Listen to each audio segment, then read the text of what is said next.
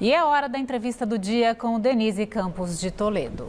E agora nós vamos falar sobre as propostas do governo para os trabalhadores, as pautas em discussão com os sindicalistas. Eu converso aqui com Ricardo Patá, que é presidente da União Geral dos Trabalhadores, a UGT. Ricardo Patá, boa noite. Boa noite, é um prazer muito grande estar aqui com você, Denise, e todos que estão nos vendo. Eu que agradeço a sua participação e vamos começar falando das promessas do então candidato Lula, que era de uma correção real de salário mínimo, era também o aumento da faixa de isenção para 5 salários. Sabemos das limitações orçamentárias, a questão da responsabilidade fiscal e acabou ficando o salário em R$ 1.302, mas até no dia que ele anunciou todas essas propostas, você estava presente também, ele falou em um grupo de estudo, né, para junto com os sindicalistas definir mudanças. Quais seriam as prioridades desse grupo? Bom, no que tange ao salário mínimo, que é uma das promessas importantes na campanha, inclusive, e resgatando o que ele já fez em política no governo anterior, a proposta é que tenha a recomposição das perdas inflacionárias mais o ganho do PIB de 2 anos anteriores. Foi exitosa na oportunidade e é, a meu ver, um dos instrumentos mais poderosos de distribuição de renda que o nosso país, o Brasil, acho que é o segundo pior do mundo nesse quesito. E para esse ano, no começo, já tinha um indicativo de chegar a 1.302, que é um pouco acima da inflação, mas aquém dos valores que o movimento sindical estava discutindo com o próprio governo Lula, que é 1.342. Não é nem 1.320, que foi uma outra proposta. 1.342. Né? Aprovada pelo Congresso. Exatamente. Aí nós percebemos, e você mesmo já comentou, a questão da responsabilidade fiscal é muito importante e não se pode, mesmo que tenha uma promessa, cumprir e trazer problemas graves para a economia do nosso país. Nós temos que ter essa consciência.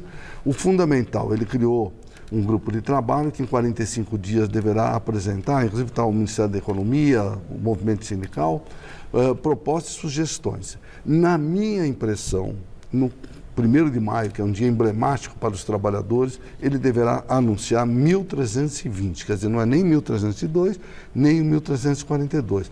Mas o mais relevante disso é que é a política que é criada e para os anos futuros já fica acertado que todos os anos, além da recomposição, vai ter o ganho real através do PIB. Só esse fato, a meu ver, já é uma grande vitória. Em relação à correção da faixa de isenção, se pensa agora nos 2.000, ou 2 salários, aliás, para evitar o que se tem questionado muito, que quem ganha agora um salário e meio está pagando imposto, o que não acontecia antes, mas é dentro também do espaço orçamentário, né? É a mesma coisa. A vontade, na realidade, era isentar para as pessoas até R$ 5.000, que é muito razoável, porque o argumento que se utiliza é que quem realmente paga imposto no nosso país são os trabalhadores, né? E por conta da responsabilidade fiscal, não há possibilidade, nesse primeiro momento, de chegar a 5.000. Mas também imagino que no começo de maio haverá um anúncio de, no mínimo, R$ 2.500, que já é um início de se recuperar uma questão que é, a meu ver, muito grave nas costas do trabalhador. O trabalhador paga muito imposto de renda. Agora, Patá, tem algumas questões que são polêmicas nesses estudos e nas propostas do governo. Um em relação a mudanças ao MEI, né, que o ministro Marinho considera uma fraude, né, da CLT, que é uma forma de se driblar a CLT. Então tem o microempreendedor individual, que agora até tem uma proteção da Previdência, mas é uma forma de não ter contratação formal, né? Então o Luiz Marinho está preocupado com isso, o próprio presidente Lula, mas a gente sabe que tem sido uma alternativa para uma maior oferta de emprego por causa de encargos trabalhistas. E nesta semana o ministro falou uma coisa mais polêmica ainda, foi a questão do Uber. Ele falou que se eles forem embora não tem problema, porque os Correios têm experiência e assumem essa responsabilidade. A gente sabe que não é simples assim, seria estatização de um serviço que pode ter grandes problemas, mas é uma alternativa de emprego para muitos brasileiros, né? Isso desde a pandemia, desde antes. Como é que você vê essas questões? Bom, é importante ressaltar que tem alguns temas que nós queremos repactuar na reforma sindical trabalhista de 2017.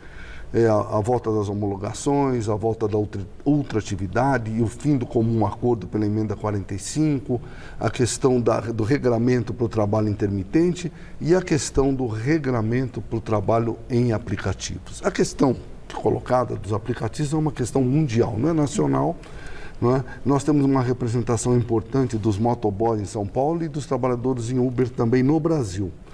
E o presidente do sindicato, no caso do motoboys, ele quer, de qualquer forma, a CLT, formalizar de qualquer forma. Eu, como presidente da central, eu tenho que ser um instrumento do sindicato. Mas ressalto de que, enquanto não é pacífica a compreensão, porque a Justiça do Trabalho, hora dá ganho para se formalizar e hora não dá, não é pacífico. Mas, enquanto isso, o que ocorre? Trabalhadores jovens morrendo ainda, se acidentando. E sem assistência. E sendo ceifado o futuro de uma geração importante. Então, eu acho que é um debate importante e o Luiz Marinho está colocando esse tema para ser debatido no âmbito das centrais sindicais e depois nós vamos ter uma conversa com a área empresarial. Não há dúvida nenhuma de que não nos interessa que o Uber vá embora, que o iFood vá embora, não é porque nós temos que buscar nesse mundo da quarta tecnologia e de mudanças importantes que a pandemia potencializou, o e-commerce, teletrabalho, entre outras questões, nós temos que nos adaptar. Não significa que nós vamos precarizar. Temos que debater, temos que dialogar. E com certeza absoluta, nos próximos 90 dias, esses temas que eu estou ponderando deverão ser negociados com a área patronal e depois com os líderes dos partidos políticos para que haja uma sinergia, para que possamos colocar em debate esses temas e mais, o mais polêmico, o custeio do movimento sindical. Esse eu quero falar também, mas antes em relação a encargos trabalhistas, existe algum estudo em relação a isso, que foi o que levou a essa situação da precariedade, de informalidade que ainda é muito alta, do aumento expressivo do número de MEIs, que na verdade não são empreendedores individuais, são pessoas que trabalham para as empresas que deveriam ter vínculos, a pejotização, é uma forma de fugir do encargo trabalhista que é muito pesado, é pesado do lado do trabalhador e do empregador, não é? Não há dúvida nenhuma. O GT foi protagonista, inclusive, em ampliar o período das isenções de 17 setores, ou seja, desoneração da folha de 17 setores. Nós fomos, porque tem vários setores que nós representamos. Só que isso é paliativo. E é privilégio de alguns setores. Exatamente. Então, a nossa proposta é que todas essas questões sejam debatidas no âmbito de uma reforma tributária. Porque dentro dessa reforma tributária, você poderá desonerar ou criar situações que todos possam pagar e pagar menos impostos, mas não pode ficar da forma que está.